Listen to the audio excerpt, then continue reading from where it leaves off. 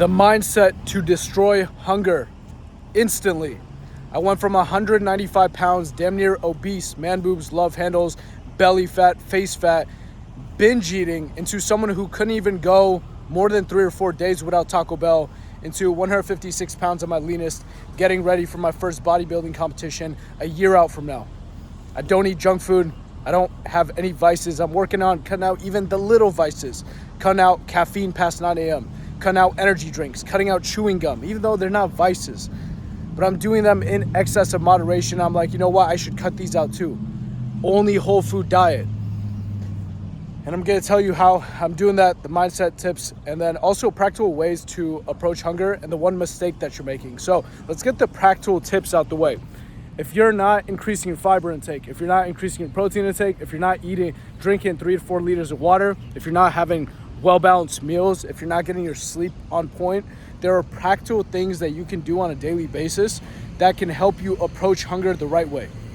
If you're feeling hungry throughout the day, you got to question yourself what you're doing wrong, because you shouldn't feel too hungry. There's going to be a slight feeling of hunger throughout the day that's manageable, and you're going to use these mindset tips to help you approach those. But you shouldn't be starving, all right? A bunch of guys I talked to, a bunch of girls I talked to in the past when I was in-person training at UFC, they cut their calories way too low. They slash their calories way too low. They think that's a good approach to it. I have guys that cut their calories down to 1,500 right away, and they're like, I'm plateaued, I'm starving, I have no energy. I'm like, I wonder why.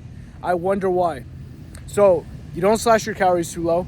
You pick a manageable approach. You pick a manageable calorie deficit that gives you energy throughout the day, that gives you energy for your workouts, that your brain can function properly, that's manageable, that's sustainable, but also helps you lose that fat that you want to lose and then keep it off, because that's the hard part. I know a bunch of guys that have lost fat. I don't know a bunch of guys who have lost fat and then maintain that fat loss.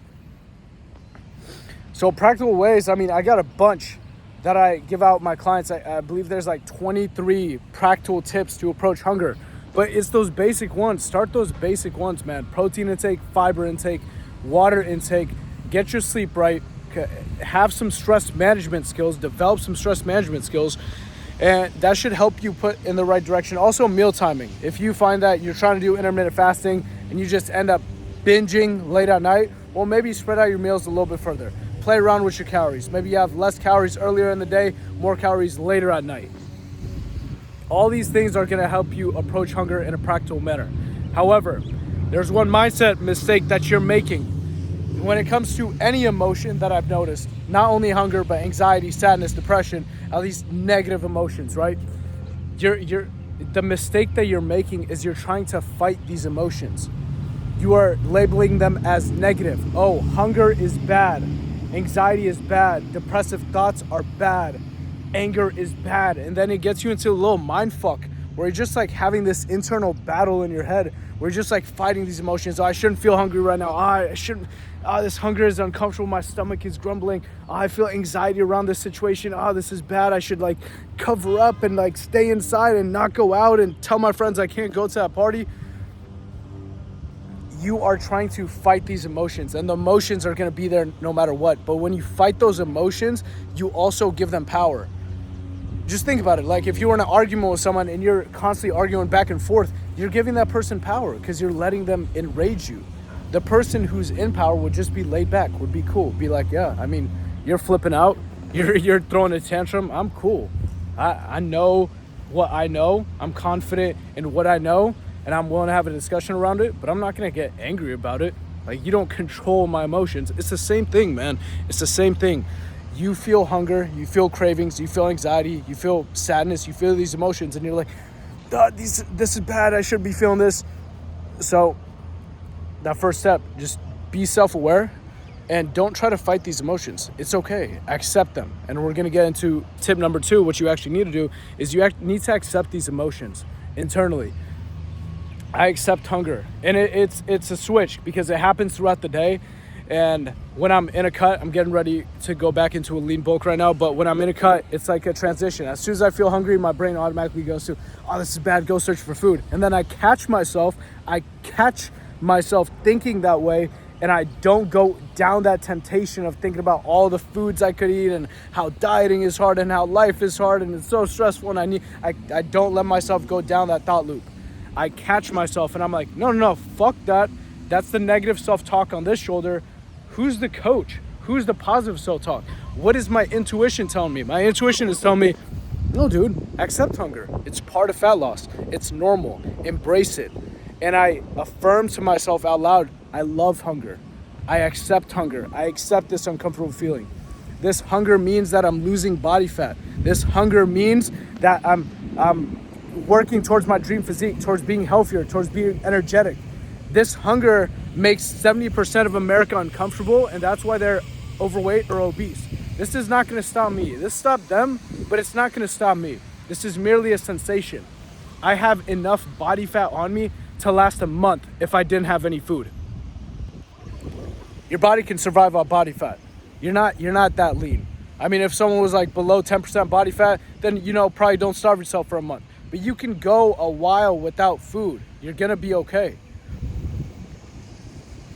So I tell myself these things, and it gets me into a different pattern of thinking, right? I'm like, okay, most dudes would stop right here. Most people would choose to not have the willpower to continue, but not me. Not me. I'm built different.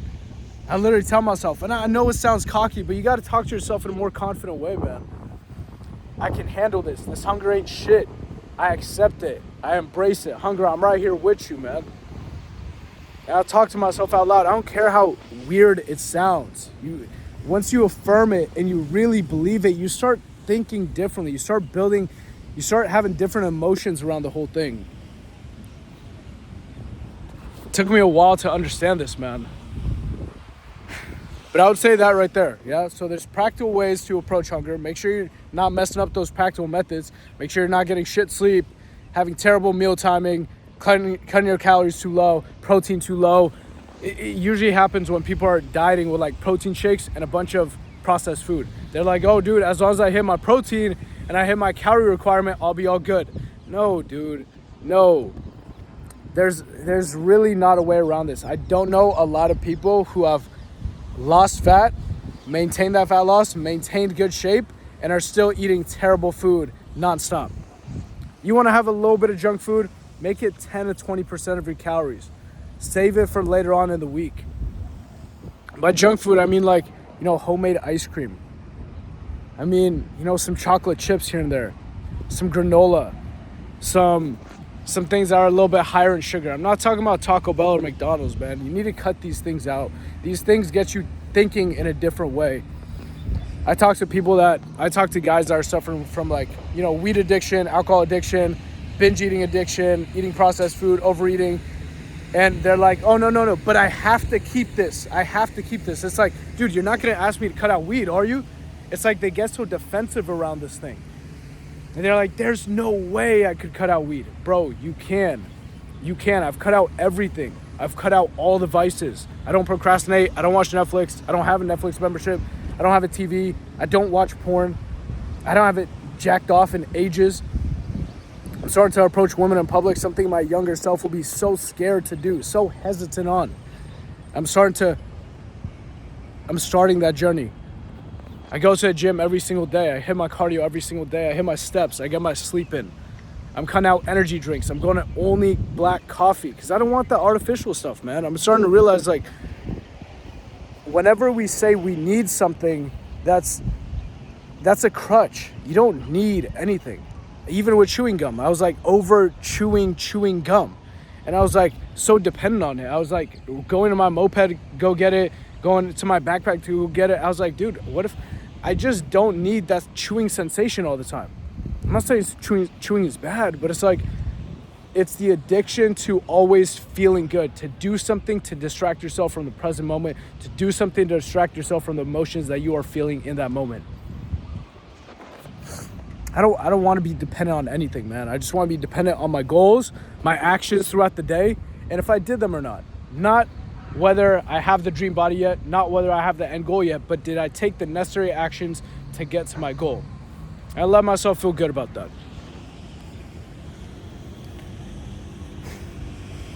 And when it comes to these vices or these bad habits that you have, the people I talk to, they're so defensive around it. Understand that's not you talking. Whenever you're like, oh dude, but I need these energy drinks. Oh dude, but I need weed in my life. But dude, I need alcohol in my life. Dude, it's those substances and that negative self-talk that are talking to you. That's the negative self-talk and the substances. Because I guarantee you, if you went 6 months without alcohol, without marijuana, without any vices, got into a gym, started eating healthy, and then you had one drink, or you had one blunt, or you had one taste of junk food, you'd be like, dude, what is this? I don't even want this. It felt good in the moment, and then after I just crashed like crazy. I don't want to go back. So understand, whatever you think that is going to be hard to quit, whatever you think is absolutely necessary part of your life, it's not. And it's your brain, it's your negative self-talk, and it's the substance that's talking to you. That's not you. That's not the real you. The real you is the sober you, the one that can think clearly. About to go tackle my goals. About to get into this deep workflow. Serve some clients today. Give out value to the world.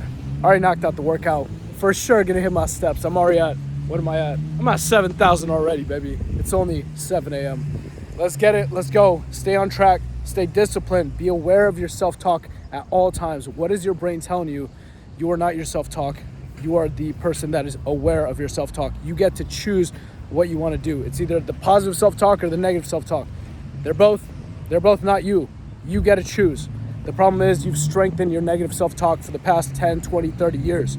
So it's going to be hard to listen to the other side.